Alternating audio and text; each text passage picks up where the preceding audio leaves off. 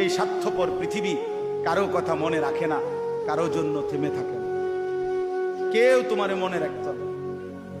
তুমি মরে গেলে কারো হাতে সময় নাই তোমারে কান্দে লইয়া কান্দনে, কারো হাতে সময়। এ বাফেরে দুপুরবেলা জানাজা দিছে, আসরের পরে বাফের জানাজা হইছে, কত কান্দা কানছে জিফুতে। এশার নামাজের পরে পাশের ঘরের থেকে ভাত তরকারি আনছে, এর ওই পেট ভরে ভাত খায়।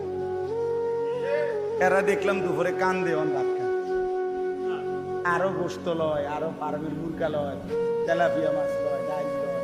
বাহ, কি আপনারা দেখলাম বিকালে কি কান্দাটা কানলেন, বুঝেন? অর্থাৎ বুঝাইতে চায় ওনার জন্য তো আমি না খাইয়ে মরে গেলে হইতো না, ঠিক আছে কাঁদছি তো কাঁদ। অর্থাৎ দুনিয়া থেমে থাকে না, কারো জন্যই কি থাকে না, থেমে থাকে। এই জন্য দুনিয়া নিয়েই ব্যস্ত না হই, আখিরাতের ফিকির করি। আল্লাহ তাআলা আমাদেরকে তৌফিক দেন। আজকের এই মজলিস, আজকের এই মজমা আল্লাহ কবুল করে নেন।